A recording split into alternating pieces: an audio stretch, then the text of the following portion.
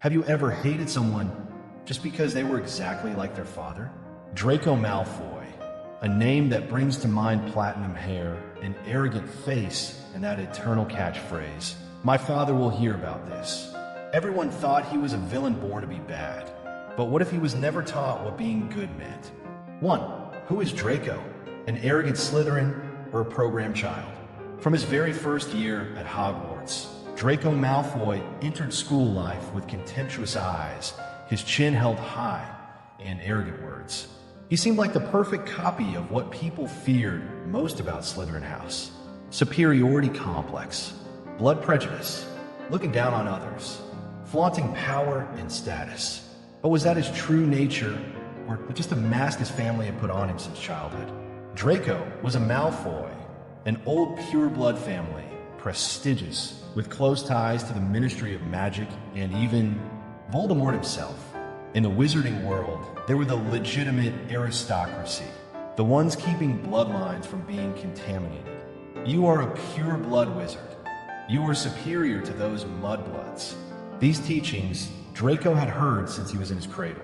And so, before he could become a person, Draco was already programmed to become a symbol of toxic beliefs. Believing that bloodline determines worth. Believing that power is always right. Believing that those who are different are threats. Draco didn't choose his enemies. From the beginning, he was taught to hate Harry Potter. Not because he knew Harry was bad, but because Harry befriended muggles. Harry was famous without needing noble lineage. And Harry threatened the system the Malfoys served. Draco didn't choose a side. The side chose Draco. And that was the boys' first tragedy, becoming a perfect product of discriminatory ideology.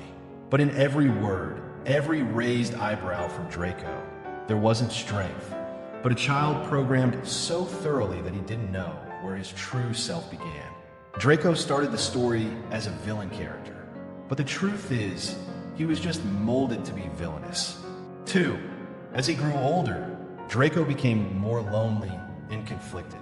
As a child, Draco could confidently strut through Hogwarts corridors, judging others with his familiar nasal tone. But by his 6th year, everything changed. Suddenly and cruelly, Voldemort gave him the task of killing Dumbledore. Not because he was strong enough, not because he was worthy, but because the Malfoy family had fallen for grace. And this was an opportunity, or rather, a death sentence disguised with the word honor.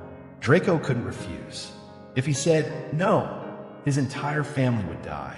This was no longer a game of schoolyard bullying. This was war. And Draco, a 16-year-old boy, was thrust into being an assassin.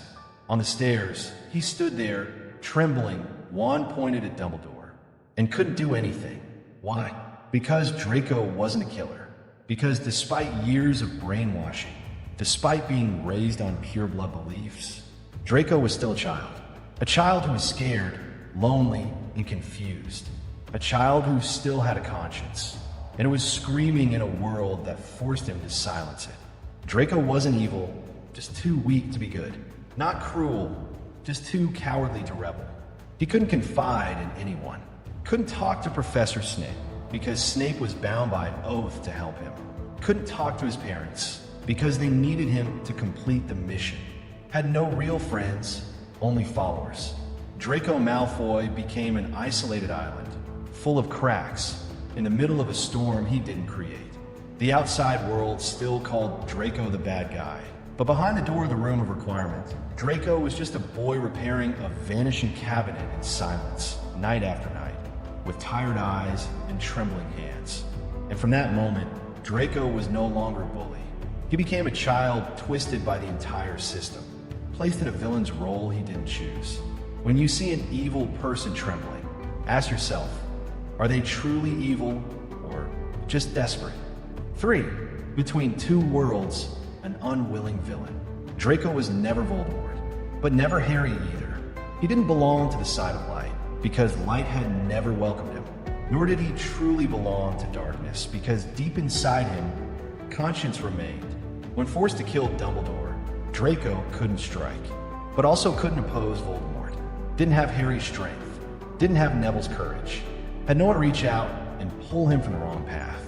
He was a half-hearted villain, not from dishonesty, but for being too honest about his fear. Draco wasn't good at playing evil. He hid in the room of requirement, fixing cabinets alone, crying alone.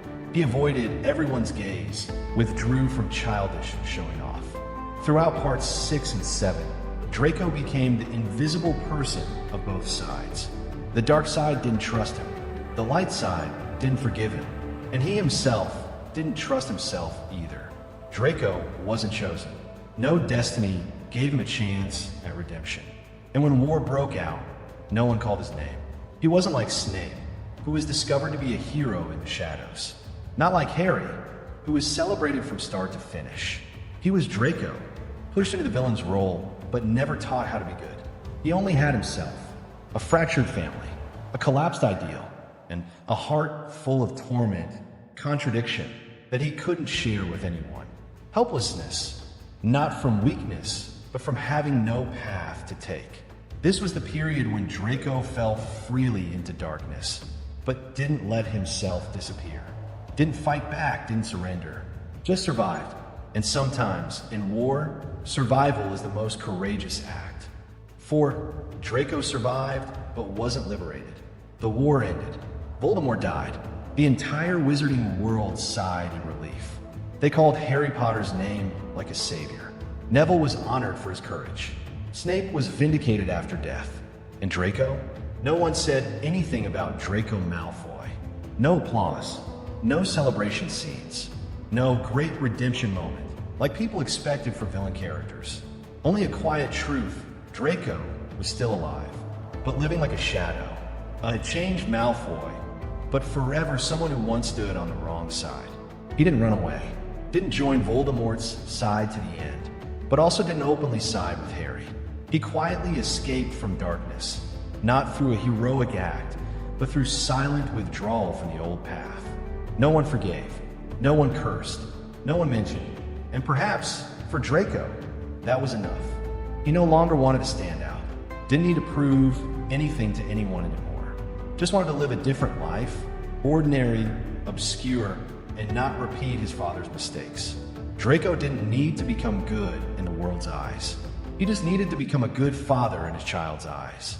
That's why when we see Draco in the epilogue, standing quietly with his son at platform 9 3/4, his eyes no longer held jealousy, no longer arrogance, only the silence of someone who had been through the depths and pulled himself up through quietude. Sometimes, redemption isn't in actions, but in not repeating the previous generation's mistakes. And Draco had done that. Villain or victim of toxic ideology. In the early years, we were guided to hate Draco.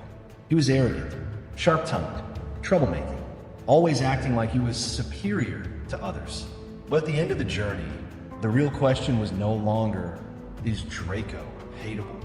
But rather, did Draco really have any other choice? He wasn't Voldemort, who actively chose the path of darkness. Nor was he like Snape, who secretly betrayed to protect Harry. Draco had no grand schemes, no lofty philosophy.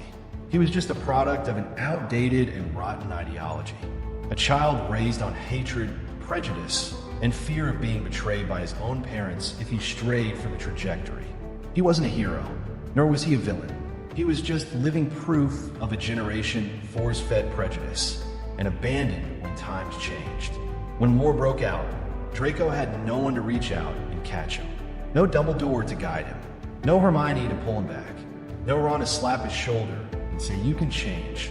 He was left adrift in shades of gray, where every mistake was magnified, while every desire to make amends, no one bothered to listen.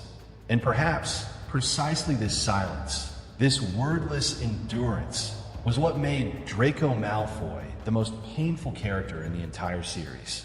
Not chosen, not saved, not forgiven, but still not repeating his parents' mistakes. And sometimes, in a world once tangled by hatred, silently stepping out of the shadows is the most courageous act. Draco Malfoy didn't need to become a hero. He just needed to stop being a victim. Did you once hate Draco? Try looking again. If you were him, would you have been different?